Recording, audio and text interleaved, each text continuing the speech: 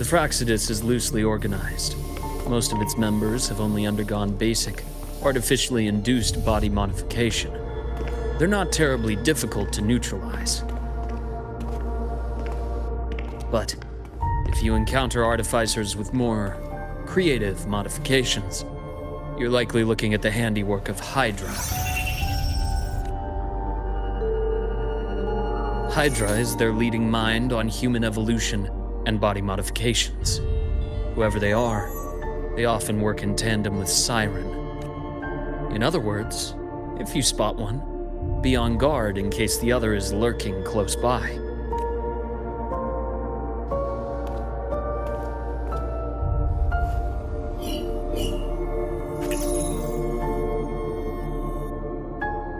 Zashiki Warashi won't require much of your attention.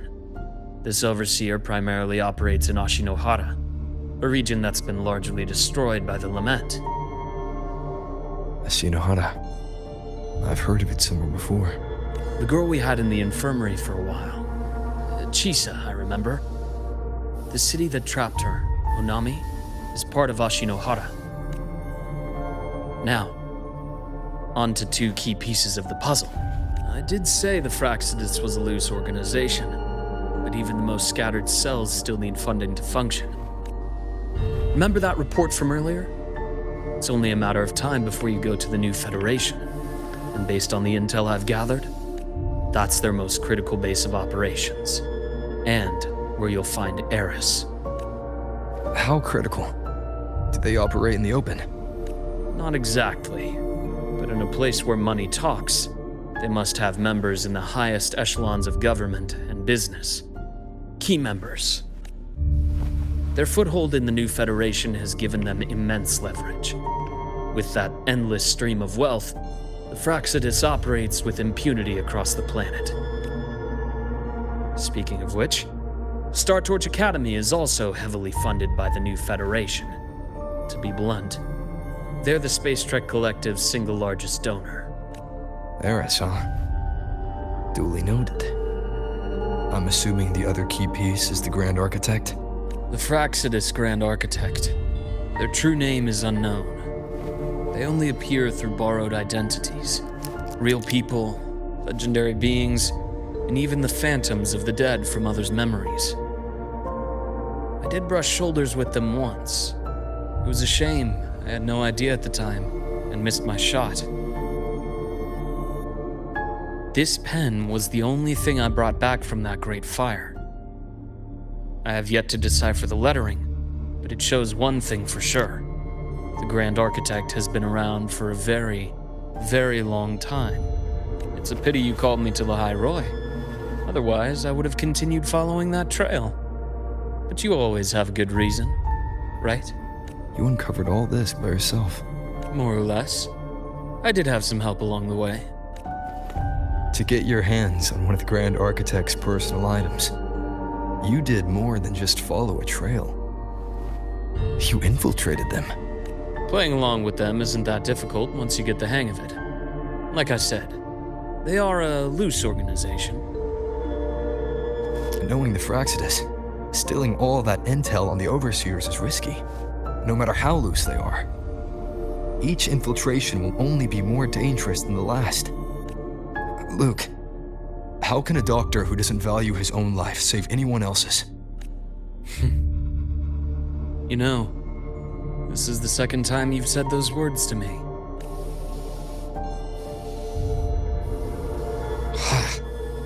They got away again. If I hadn't been so cautious, I could have taken care of them this time. I should send today's findings to him. It's been 2 years. Suppose I'm due for a report. Good. You got the intel. Would have been a shame if I got myself killed for nothing. You want me to go to the High Roy? Why?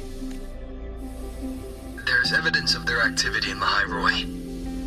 I need you to keep an eye on things. And frankly, you need a break. Now is not the right time. You've already drawn enough attention. Do we really have to wait for you to get killed to decide it's the right time? How How can a doctor save anyone else's life if he doesn't value his own? Keep pushing like this, and you'll be no different from them. Not pulling any punches, are you? Trust me, that's only the warm-up. The High Roy is a nice place, Luke. Bright, passionate students. Beautiful snow. Perfect for slowing things down. Listen to me on this. Come. Very well. As you wish. So I've led a leisurely life in the High Roy ever since. No need to worry. I know my limits. Let's set aside the Fraxidus for now.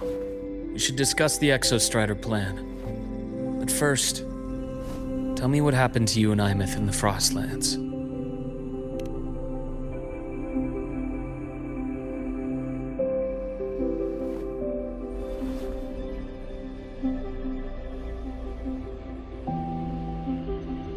I see. Imeth, she... No wonder you're in such a state. I understand her reasons.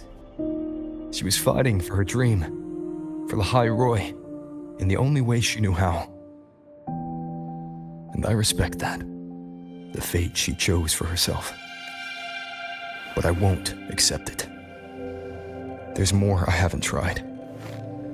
I'm not done fighting for her. Of course. I wouldn't expect you to give up so easily. Now, about the Exostrider.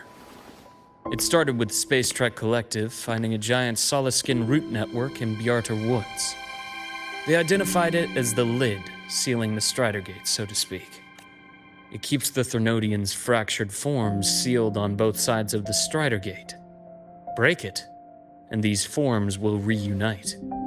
That wouldn't just spell the High Roy's doomsday, but the entire world. But the Collective still yearned to open that gateway, to explore the unknown. So, they created the Synchronists.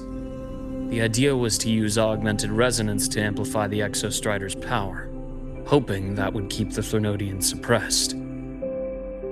But lately, the Threnodians' attacks on the seal have been increasing. I'm afraid the Fraxidus is also getting ready to make a move. With the reactor core returned, all you need now is a little patience. Wait for the Exostrider to awaken. Then we can focus on how to use it to find Imeth. You were a synchronist in the Academy once before.